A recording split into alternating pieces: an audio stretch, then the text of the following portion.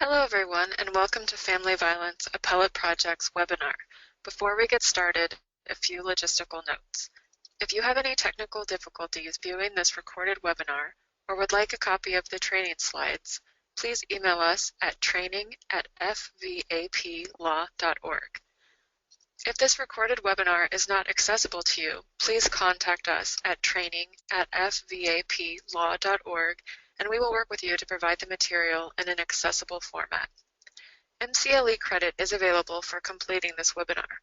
For information on how to obtain MCLE credit, please visit www.fvaplaw.org/training.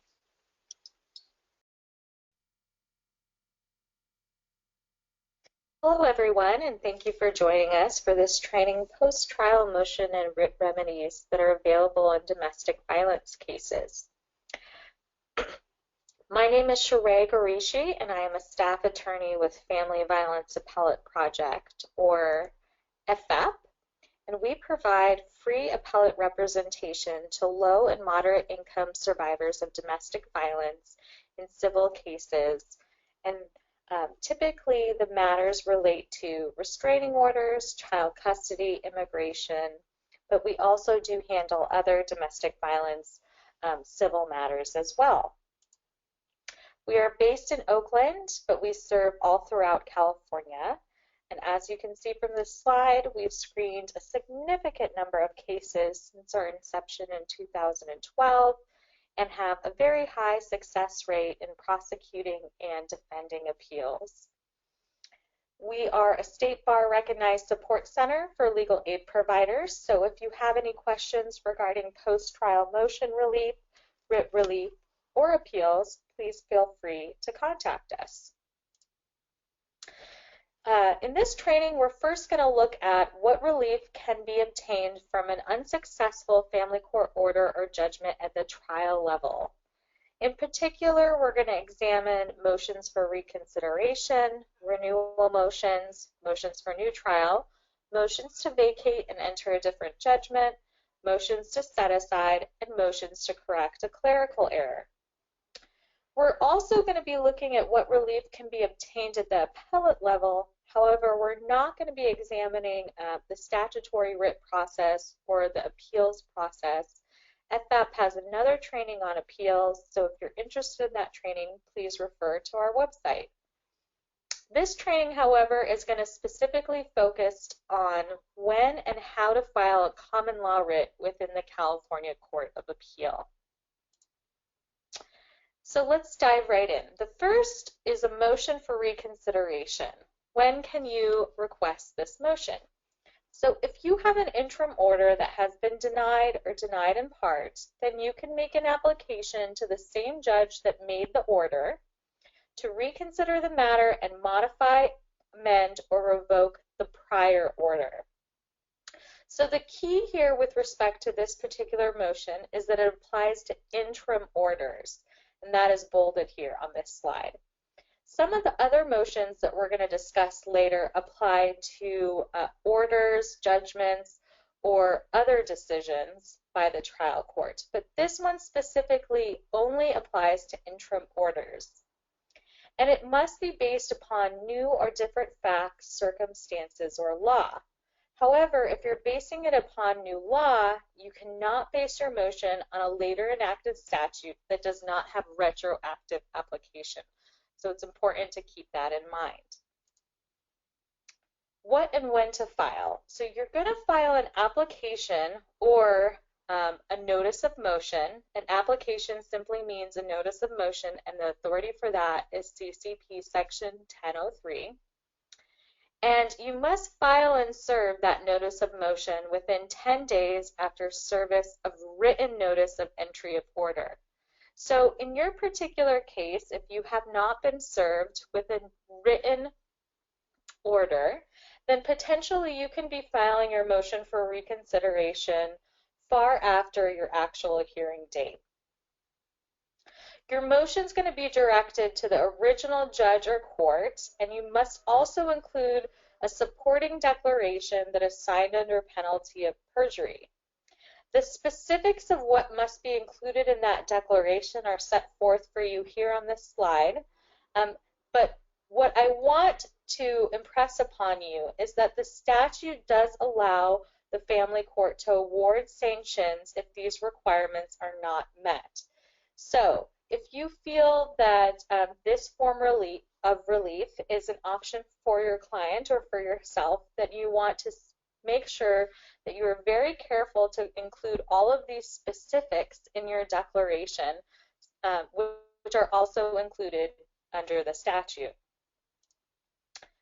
The next motion is a renewal motion, and this is very similar to a motion for reconsideration in that it's based upon new or different facts, circumstances, or law, but this motion may be directed at any judge. So it need not be the same judge, like a motion for reconsideration, and it can be brought at any time. So there is no 10-day limit period in terms of filing and serving your notice of motion and accompanying documents. Are these motions directly appealable? So in addition to the training slides, I've provided you with 2 tip sheets. One is a motions chart, and in that motions chart, it specifically discusses whether each of these motions that we're examining here today are directly appealable. That chart also provides for you the grounds upon which you can request each of these motions, your deadlines to file and serve these motions, and whether the deadline to file a notice of appeal is affected by filing one of these post-trial motions. In the interest of time today, I'm not going to cover whether each of these motions are directly appealable. However, if you have any questions in that regard, you can please refer to the tip sheet. So it's important to note that there are certain family code exceptions to reconsideration and renewal motions. Typically, a trial court or a family court is only going to have jurisdiction to hear these motions if it complies with all of the statutory requirements under CCP Section 1008. However, there are certain exceptions. First, if you're filing a request for attorney's fees under Family Code Section 2030C that has been previously denied, it does not need to comply with the requirements set forth under 1008. So all of the items that we discussed earlier that must be included in the motion do not apply to requests for attorney's fees under that particular section. And they also don't apply to attorney's fees requests under Family Code Sections 3121D and 7605D. In addition, Family Code Section 3022.5, which deals with false abuse charges, supersedes the jurisdictional limitations under 1008. So this particular code section provides that a motion for reconsideration of an existing child custody order must be granted if the motion is based on the fact that the other parent was convicted of a crime in connection with falsely accusing the moving parent of child abuse. So if you are filing a motion for reconsideration on this particular basis, then this statute provides an automatic right of rehearing, and the code section requirements under 1008 are not necessary. The next motion we're going to discuss is a motion for new trial. So what is a motion for new trial? This essentially is exactly what it says. It's a way for a litigant to obtain a new trial. And if the previous judgment is vacated, it's as if the case has never been heard. The authority for this is under CCP Section 657. And in order to request this particular motion, it must be based upon particular causes that are set forth under the statute. There's 7 causes listed there in the statute. 2 of those causes are not on this slide. Those are misconduct of jury and excessive or inadequate damages. They're not listed here because those grounds are typically not seen in domestic violence family law cases. What you're more likely to see is the items listed here, specifically the first one, irregularity in the proceedings of the court or adverse party, or any order of the court or abuse of discretion by which the party was prevented from having a fair trial. So this really goes to whether or not there's been some sort of injustice in your case. An irregularity in the proceedings could be personal misconduct by the judge, the adverse party, or counsel. So that would be an example of that. And an example of an abuse of discretion that could be seen in your domestic violence restraining order cases is an improper evidentiary ruling. So to put this a little bit into context, if you have a DVRO case where your family court excludes child abuse testimony on the basis that it's not relevant to the parent's request, then you can file a request based upon the fact that the court has abused its discretion and request a motion for a new trial to re-examine or to enter into the record that testimony related to child abuse. The next is accident or surprise. This is something that you probably also will less likely come across in your cases, but an example could be if you were relying on a material witness to prove a fact that cannot be proved by other testimony, and your witness appears at trial and then unexpectedly changes their testimony. That would constitute surprise and merit a motion for new trial. The next is newly discovered evidence that's material to the moving party, which could not, with reasonable diligence, have been discovered and produced at trial.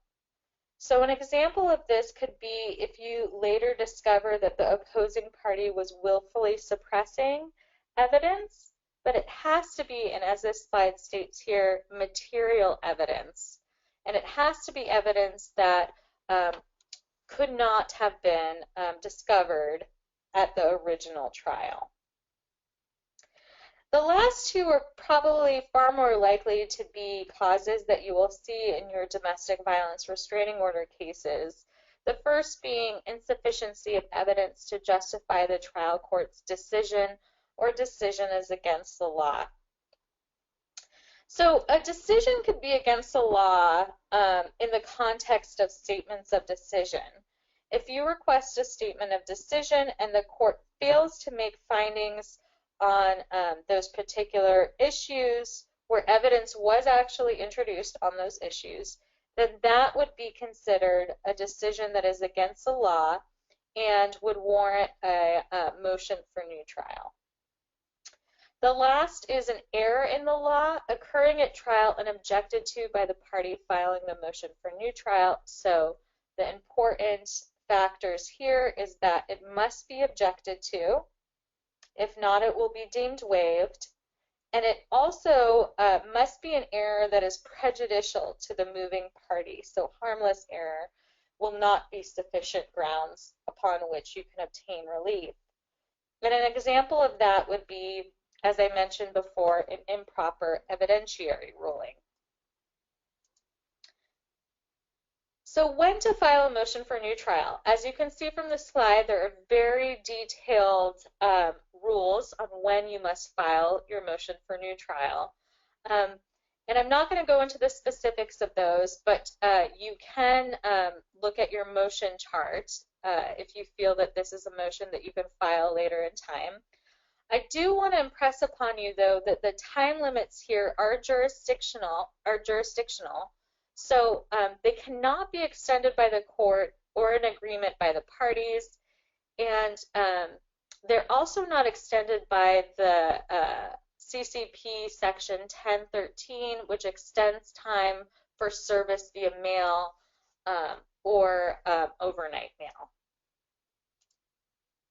What you're going to file for a motion for new trial. So you're going to file a notice of intention, which just means a notice of motion that specifies the applicable grounds for new trial, and whether the motion will be made on affidavits, declarations, court minutes, or both. What is very important to keep in mind here, though, is that the trial court does not have any jurisdiction to rule on a ground that is not included in your notice of motion. So if you are at all uncertain about which particular cause to request your motion under, you want to be overly inclusive and include multiple causes. Those are the causes that were listed on the previous slide. You're also going to be including supporting documents that have to be filed and served within 10 days of your notice of motion. The supporting documents must include a memorandum of appointed authorities. If you do not do so, then your motion may be denied without a hearing on the merits. And if you're basing your motion on certain causes, including irregularity in the proceedings or abuse of discretion, accident or surprise, or newly discovered evidence, then you also are required to. So you must file declarations in addition to your motion. Opposition and oral argument. So like other motions, the other opposing party will be afforded an opportunity to oppose, and you will be allotted an opportunity to reply, and the deadlines for that are listed here on this slide.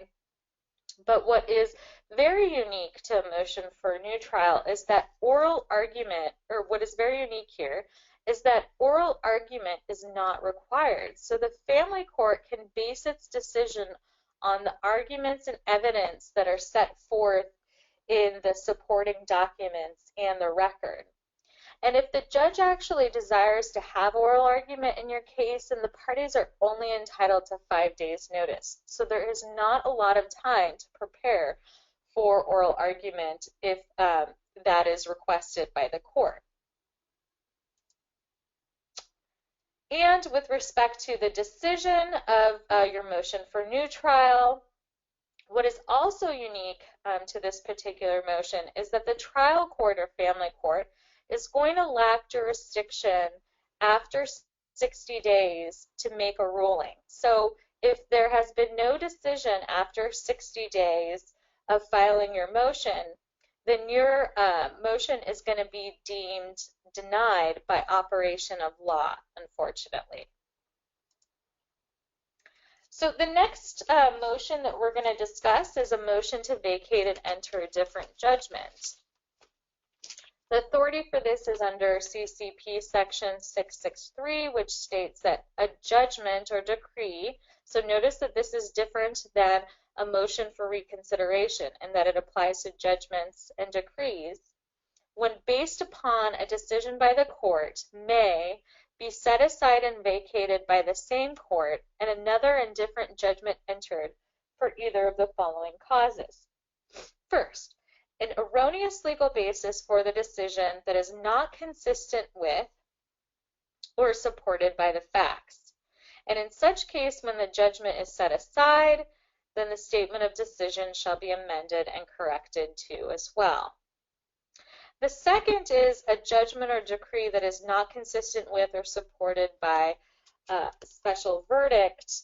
And that is not highlighted here because it's probably something that you will not see in your DV family law cases, in that it deals with jury verdicts. So a jury verdict can be either general or specific. A general jury verdict is when the jury decides all of the factual issues and renders a judgment in favor of plaintiff and defendant. And a special verdict is just when the jury decides the factual issues and then leaves the decision-making in terms of the judgment for the court. When to file this particular motion? The same time applies as a motion for a new trial. So again, remember that there are very, very nuanced rules in terms of your deadline to file this specific motion. So you want to be very careful, look at the statute, look at the motion chart that I've provided you if you will be filing this for this form of relief. What to file? Again, notice of intention or notice of motion. You're going to specify the grounds and explain how the legal basis for the decision is not consistent with the facts. You're going to direct this motion, again, towards the same judge, unless that judge is unable or absent from the county. And in terms of disposition of the motion, the same day, 60-day deadline as with the motion for new trial is going to apply here. So the court only has jurisdiction within 60 days to render its decision. Now, I'm frequently asked what is the difference between a motion to vacate versus a motion for new trial, since both of them seem to be based on some sort of error in law by the judge. At least there can be one cause that is dependent upon an error. And there are very subtle nuances with respect to these two particular motions. So if you feel that these motions are appropriate in your particular cases, then you want to examine both to determine what is necessary. But generally what I will say in terms of distinguishing these two is that you would request a motion for new trial if you need new evidence or facts re-examined. So the remedy there is a new trial. However, if the court has made some error in its judgment and you do not need new facts or a re-examination of facts, you just need the court to vacate its decision and enter a new judgment, then this is the motion that would be applicable to you. So the next motion we're going to discuss is a motion to set aside. So under this particular code section, which is 47.3b under the Code of Civil Procedure, you can obtain two forms of relief. The first is discretionary relief, and the second is mandatory relief. So under the discretionary relief portion of the statute, you can move to set aside an order, judgment, dismissal, or other proceeding. So note that this applies to orders, judgments, dismissals, or other proceedings. And as the case cited for you on this slide mentions, other proceedings may constitute a stipulation. So you can move to set aside any of those particular rulings, and you're going to base it upon a party or the party attorney's mistake, inadvertence, surprise, or excusable neglect. The mandatory relief portion under this code section really deals with attorney fault. It must be accompanied by an attorney affidavit of fault, and it only applies to defaults, default judgments, or dismissals. But first, discretionary relief under CCP section 473. So what must you show? You must show a proper ground for relief, which we're going to discuss momentarily, and you have to raise that ground in a procedurally proper manner. So typically what that has been interpreted to mean is that you have to apply for relief within a reasonable time that is not to exceed 6 months after the order, judgment, or dismissal was taken. And what are the grounds upon which you can seek relief? So first is mistake of fact or law.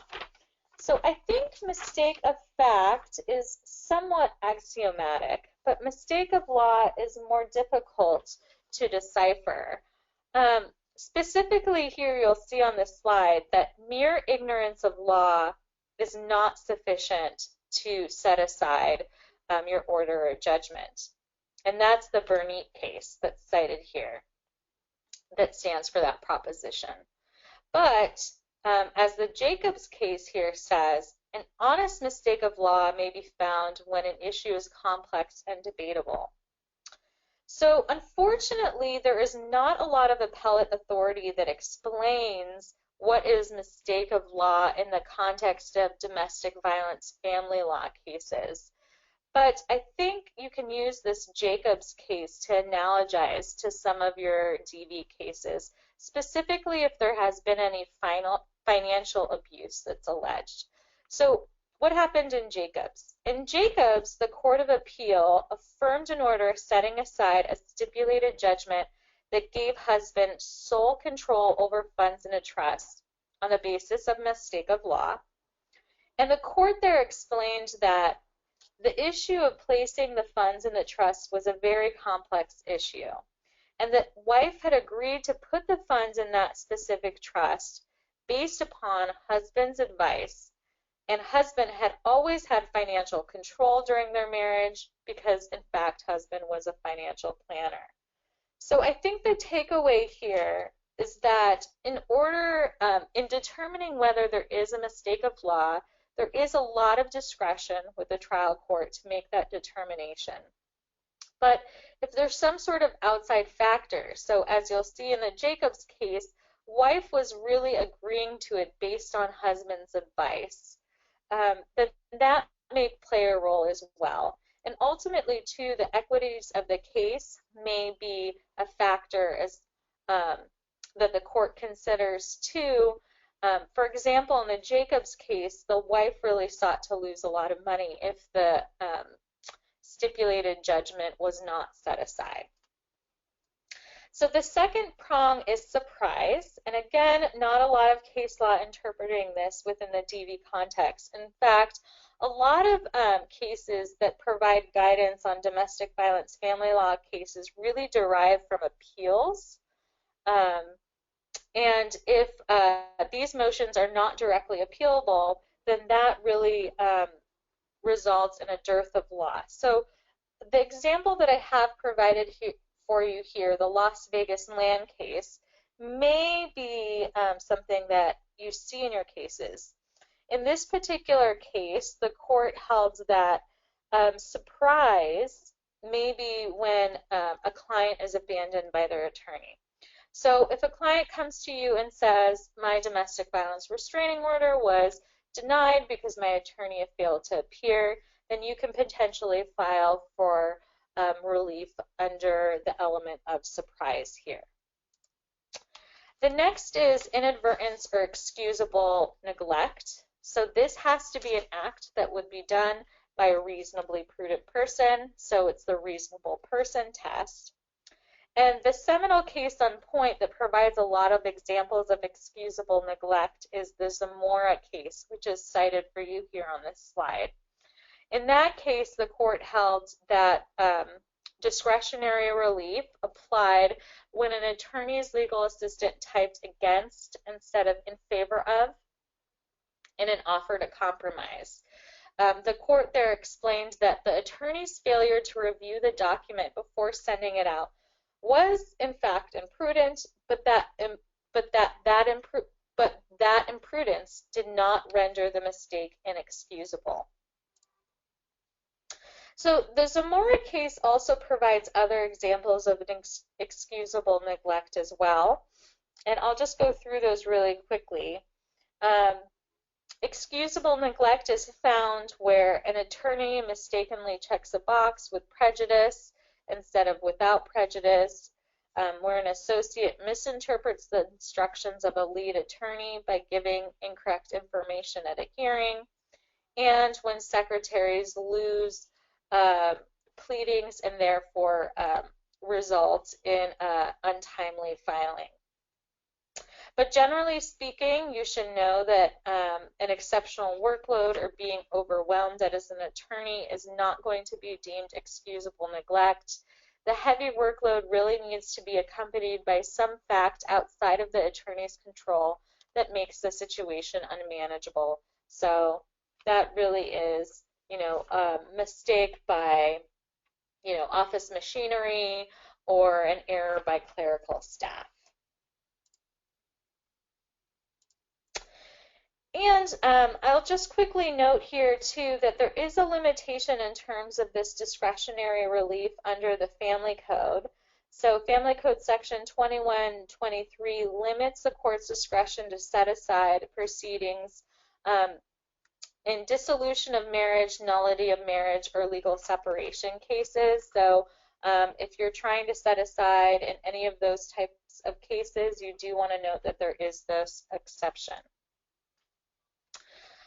Next, mandatory set-aside motions. So this is when an attorney is seeking relief on behalf of their client, and they must be seeking, as this slide says here, to vacate a default that will result in entry of a default judgment, or in fact a default judgment or a dismissal against the attorney's client. And they have to file for relief within 6 months of entry of judgment. So that is the applicable time frame for when to request the motion. The motion also must be accompanied by an attorney's sworn affidavit or declaration attesting to their mistake, inadvertence, surprise, or neglect.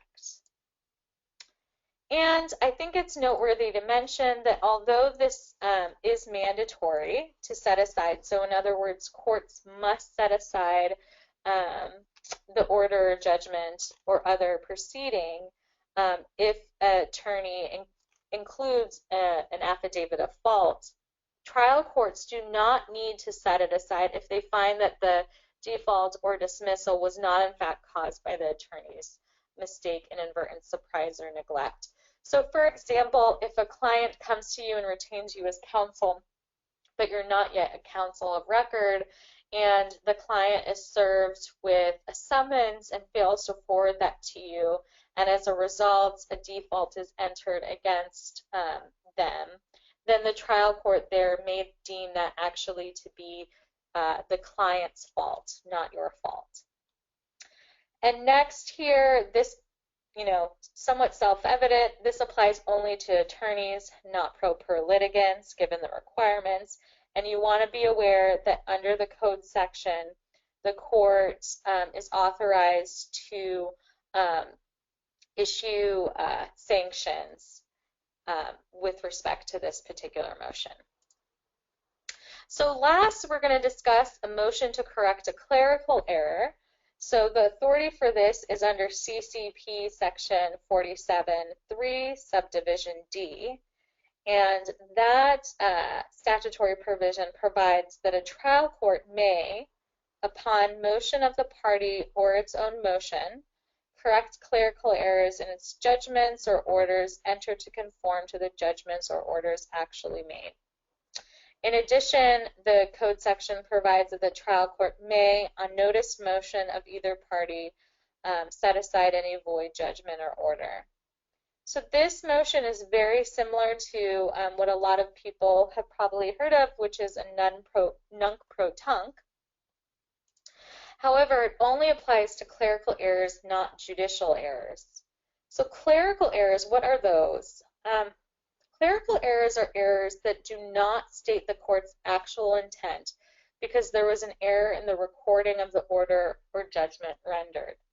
So examples of those are wrong initials in a name, improper birth dates, or perhaps an incorrect expiration date in a DVRO. We've seen that happen in a few of our cases.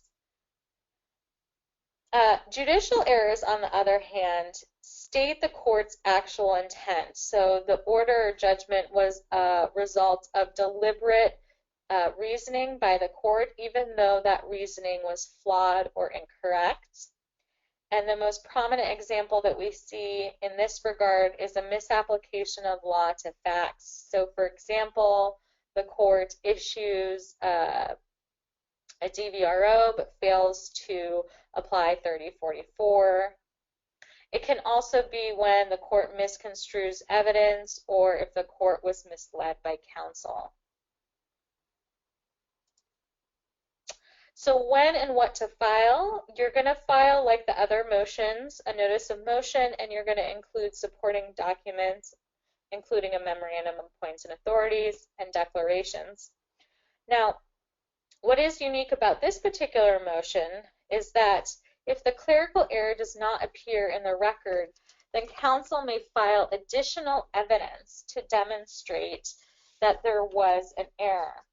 So what can be that additional evidence? Well, examples of that may be a clerk or a judge's declaration based on their own recollection, or maybe a declaration of a reporter's transcript or even the judge's notes too would also be sufficient. And when to file? Well, in this particular case, there is no deadline because courts have an inherent power to correct their clerical errors. So a motion can be filed at any time, regardless of when the mistake was made.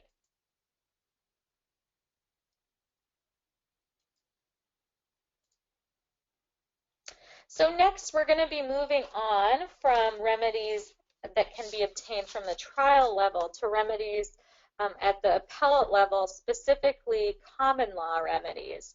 And we're going to be examining first what a writ actually is and how it differs from an appeal, when is a writ available as a remedy, and what type of writ to file, and lastly, how to respond to a writ. So generally, we're going to be discussing writ procedure.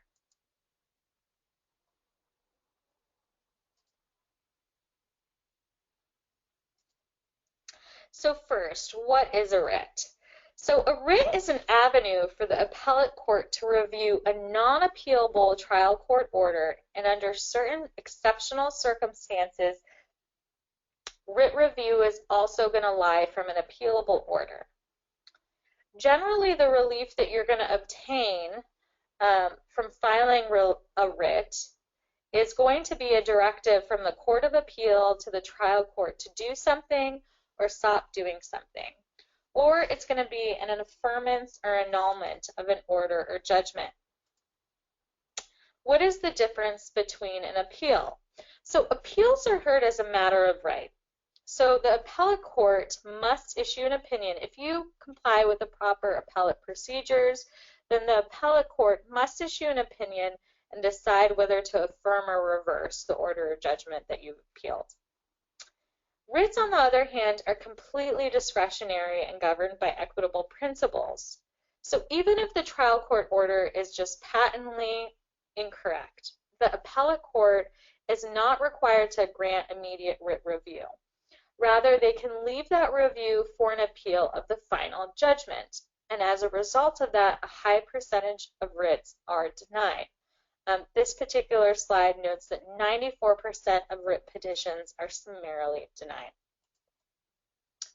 So when is a writ available in your cases? So a writ is only available when there is no other plain, speedy, and adequate remedy in the ordinary course of law. So if an order, judgment, or decision is directly appealable under CCP section 904.1, that is the code section that tells you what orders and judgments are directly appealable. If your order is directly appealable under that code section, then you have an adequate remedy in the ordinary course of law and cannot file a writ unless you can show some extraordinary circumstance exists in your case. So what are examples when there is no adequate remedy? The most evident example in domestic violence cases are temporary child custody orders. So temporary child custody orders are not appealable. They're not directly appealable under 904.1 as they're not final orders or judgments. And the Lester case cited for you here on this slide explains that the most effective recourse for appellate review of a temporary child custody order is a writ. And that is because, and this is the first prong here, once the child is bonded with the custodial parent, so once the child is actually placed in the custody of the custodial parent, the bond is going to continue to grow, and any court thereafter will likely find that the child's best interest requires preserving that bond to maintain the stability in the child's life. So the court is going to then be looking to maintain status quo with the custody arrangement. As a result of that, a litigant's recourse is to file a writ, not an appeal, because, and I think this is really nicely quoted here to explain why an appeal is not an effective remedy. An appeal is not effective here because an appeal will sit in abeyance while the case works its way to trial and decision, and while the bond between the child and the custodial parent strengthens and deepens. So the longer that the child is in the custody of the custodial parent, the bond between the child and the parent will grow.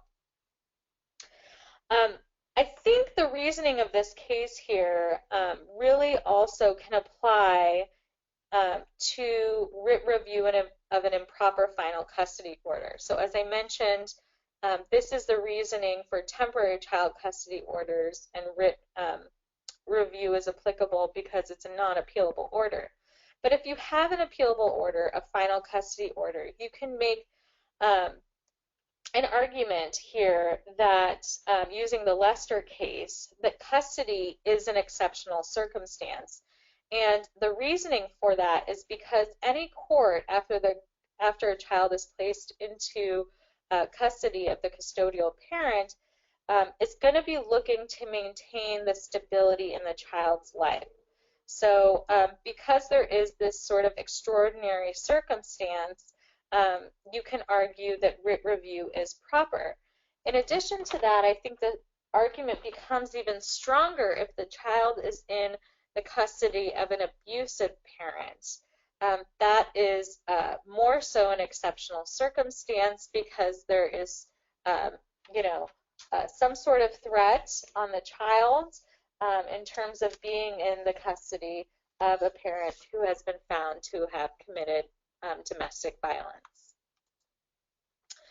In addition to that, other case examples where there is no adequate remedy in the ordinary course of law includes an order granting or denying change of venue, orders denying motion to quash on lack of jurisdiction, or orders to stay or dismiss an action on a ground of inconvenient forum.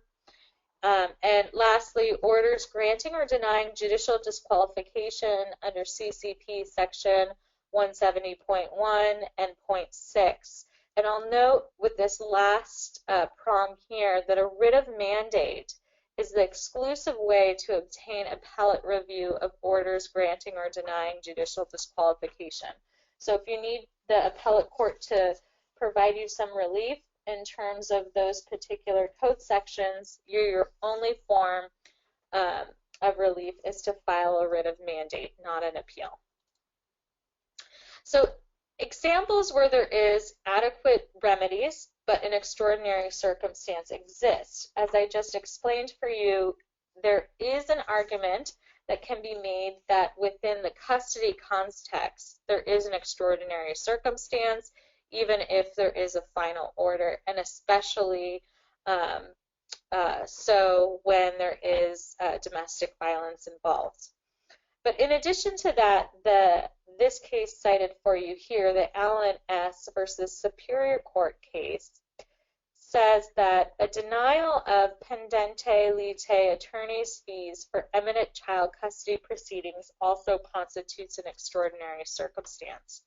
So typically these attorney's fees awards are appealable as a collateral matter, but when they're requested for an upcoming child custody hearing, then there is no adequate remedy. In other words, the appeal will not come to fruition before the trial needs to be heard, and the fees are necessary to hire counsel for the actual trial.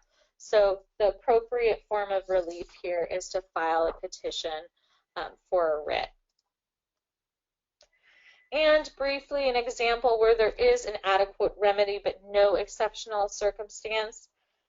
Unfortunately, an appeal is not made inadequate by a party having neglected to file a timely notice of appeal. So just because a notice of appeal has been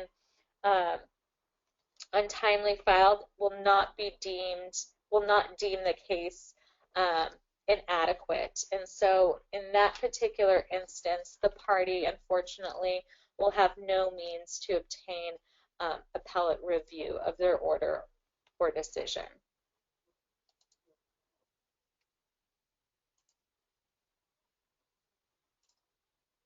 So what type of writ to file? So we're going to discuss here today writs of mandate, prohibition, and certiorari.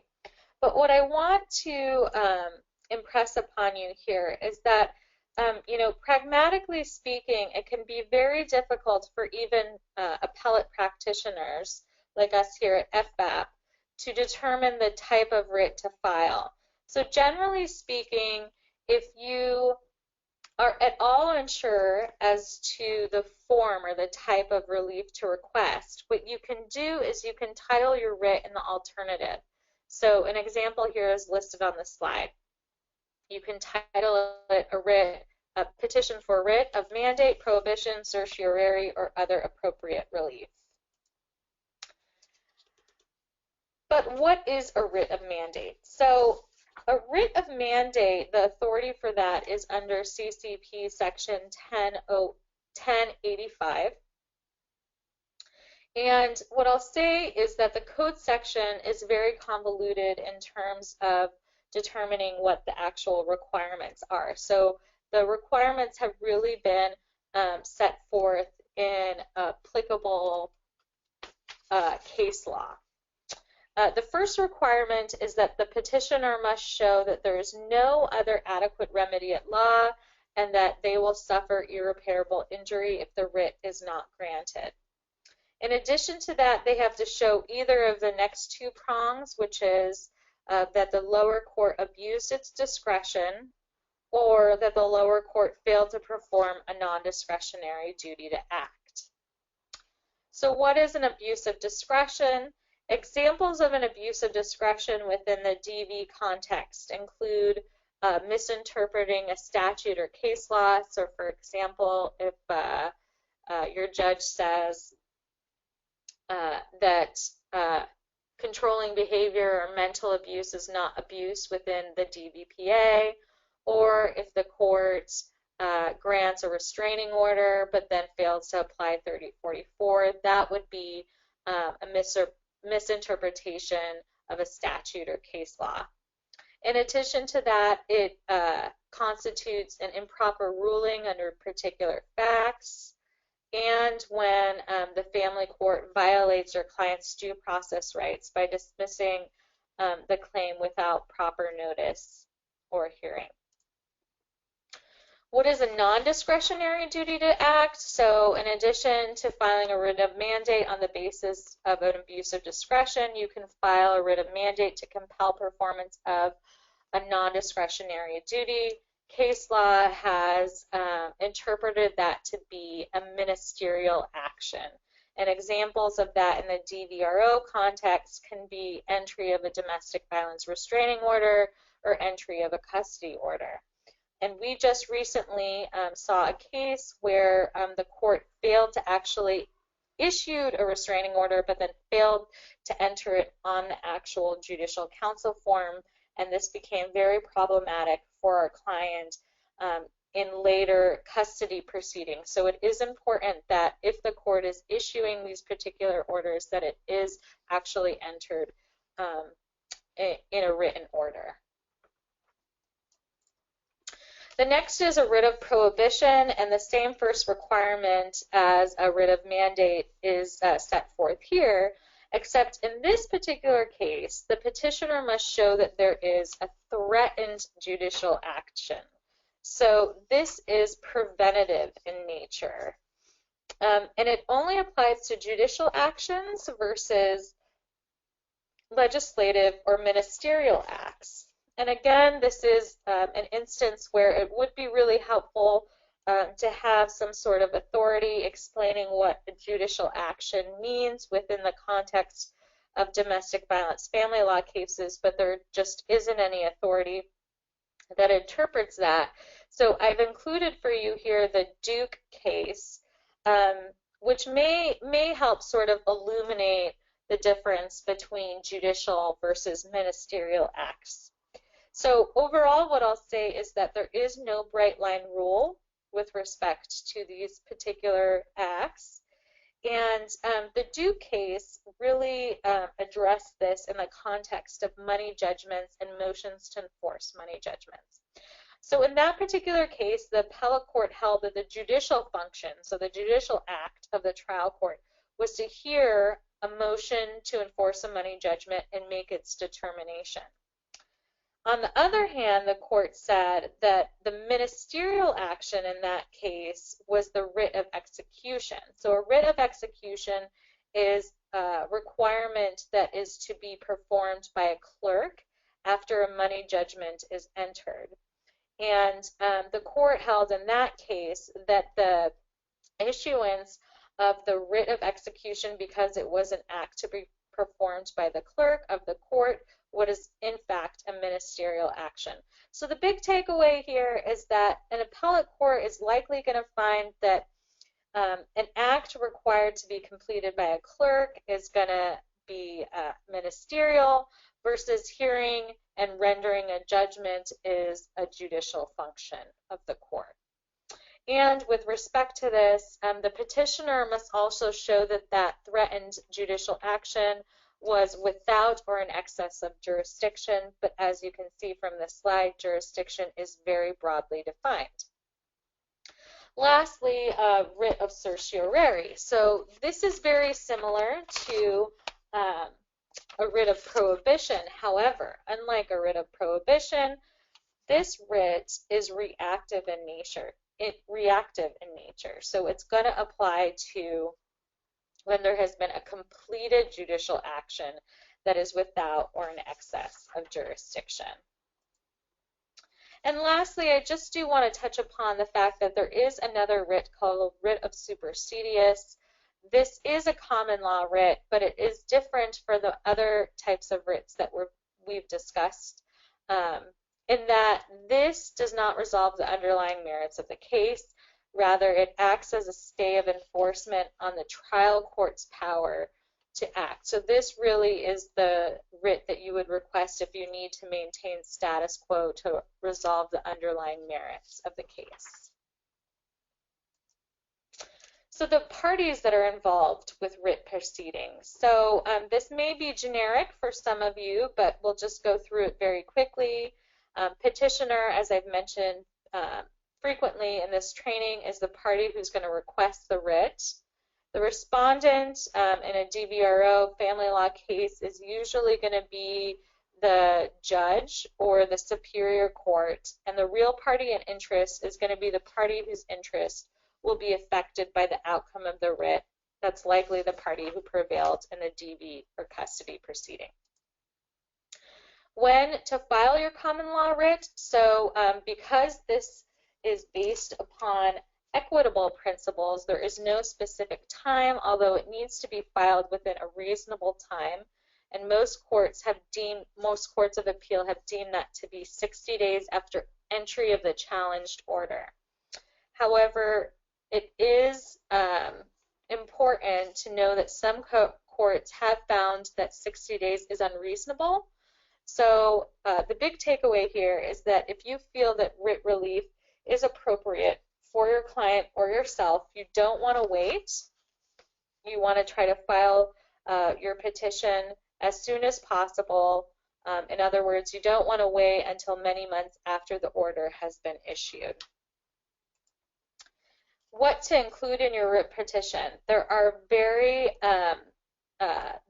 many necessary components, which are all provided for under the California Rules of Court that are listed here for you on this slide. In the interest of time, I'm not going to go into the details of those, although please do check the rules if you do need to file a writ petition, because all of the components must be included. So what happens after a writ is filed? So here's where you will want to reference the second tip sheet that I provided you, which is California Writs, a flowchart. The actual process in deciding a writ petition can be quite convoluted, and so it may be helpful to have a visual. That flowchart provides sort of a visual on the disposition of writ proceedings. But I'll go through those with you as well here. So first up is that the opposing party is going to be afforded, although they're not required, they may file a preliminary opposition, and the deadline for that is listed here. And in addition to that, if you file a writ, then you will be afforded an opportunity, although you don't need to, file a reply to any preliminary opposition. But writ proceedings are typically decided um, at two stages. So the first stage, the appellate court is going to decide whether to summarily deny the petition or to issue an alternative writ or an alternative writ in mandate and prohibition cases or a writ of review in certiorari cases. In mandate and prohibition cases, there's also something in the form of a preemptory writ in the first instance, which we're going to get to a little bit later. But the threshold determination here of whether to summarily deny or issue an alternative writ or writ of review is not a decision on the merits. Rather, it's a determination that there is no other adequate remedy in the ordinary course of law and that writ review is appropriate. And it usually comes in the form of an order to show cause. If an alternative writ or writ of review is issued, then the respondent or real party in interest may serve and file a return. A return is like an opposition, really, and it comes in the form of demur or verified answer or both, and that is because an actual petition for writ is deemed to be a complaint. So the responses for that a complaint also apply here. Typically, the default in terms of filing a return is going to be 30 days after the court issues an alternative writ or an order to show cause, but in the alternative writ or writ of review, the appellate court will usually set forth the briefing schedule. So you want to know that the briefing schedule will be included there, and if not, it's 30 days. And in addition to that, the petitioner will be allotted an opportunity to file a reply.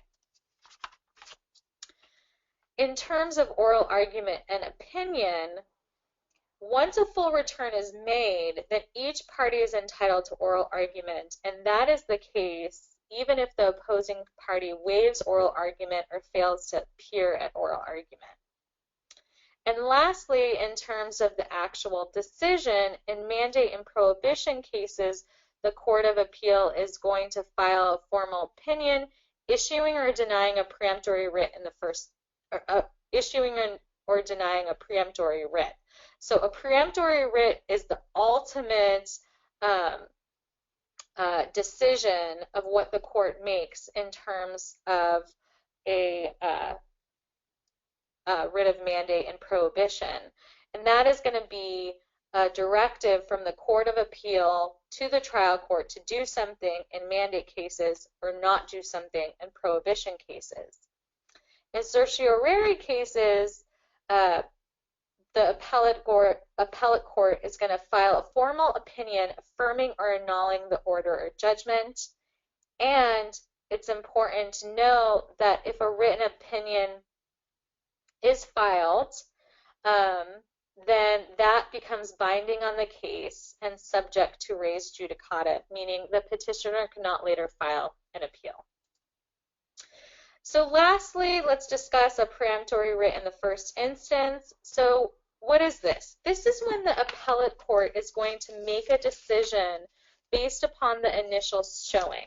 So this is really when the appellate court is going to bypass that full alternative writ of review process and make a decision without a full briefing schedule. Because it is very expedited, it only happens in rare circumstances.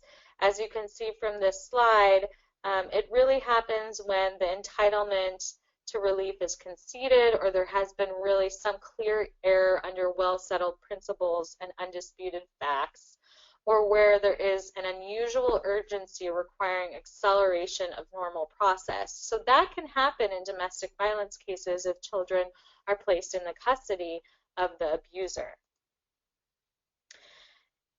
In order to issue a preemptory writ in the first instance, notice must be provided to the adverse party. That notice typically comes in the form of a PALMA notice. However, the appellate court can also issue a suggestive PALMA notice, which gives the trial court notice that it intends to issue a peremptory writ in the first instance and suggests to the trial court that it made an error and that it correct its error, and if it does so, then the writ petition will be denied as moot. So that really concludes the substantive portion of this training. However, to put this all into context, I'd like to go through some hypotheticals with you. The first hypothetical here, I'll read it for you, is father and mother have been in a relationship for 10 years and they have one son. 2 years ago, mother ended the relationship due to father's physical abuse. The parties at that time entered into a stipulation for order and joint custody entered into a stipulation and order for joint custody at that time. Mother thereafter attended son's hockey game with her new boyfriend, and at that game, father pushed mother to the ground and kicked her as a result of a jealous rage. Mother filed a request for a restraining order and sole custody of her son as a result of that incident, and the family court issued a domestic violence restraining order. In that restraining order, the court specifically found that father physically abused mother. The court then scheduled a long cause hearing on custody. Father failed to appear. Mother explained she wanted custody at that hearing because she feared for her and her son's safety. However, the court issued a judgment for joint custody, simply stating that the previous stipulation and order for joint custody should remain in effect. So the questions here are, what form of relief may mother obtain at the trial level?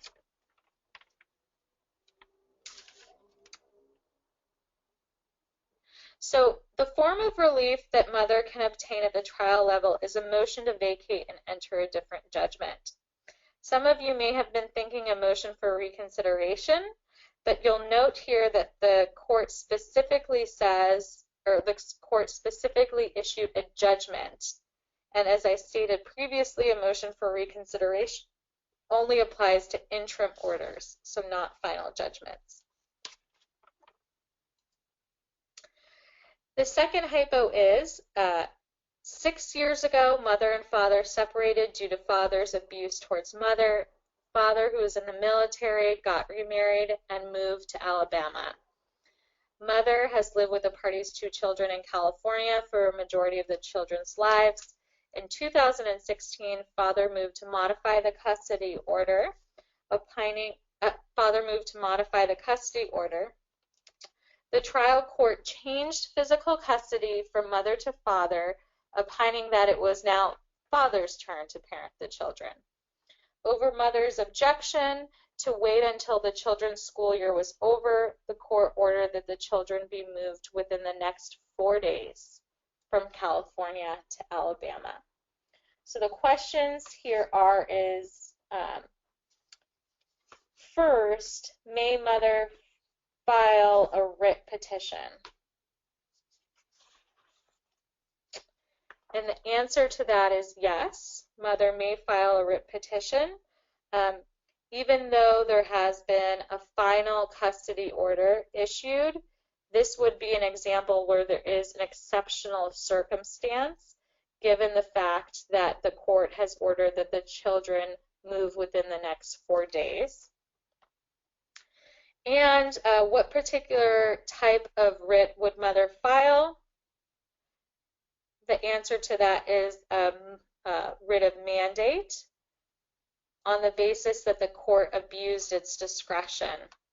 So the facts of this hypo are very similar to the Jane versus Superior Court case. In that case, the appellate court actually issued a preemptory writ in the first instance. So this is one of those very rare circumstances where the court felt that there was urgent relief that was necessary. Specifically, the appellate court stated that the need for immediate action remains because of the impact the change of custody order would have on the children's interest and stability in community, and retaining the existing custodial relationship with mother. So that is the conclusion of our training here. If you have any questions, please feel free to email any of us listed here on this slide. Our email addresses are listed there along with our telephone number and our website address.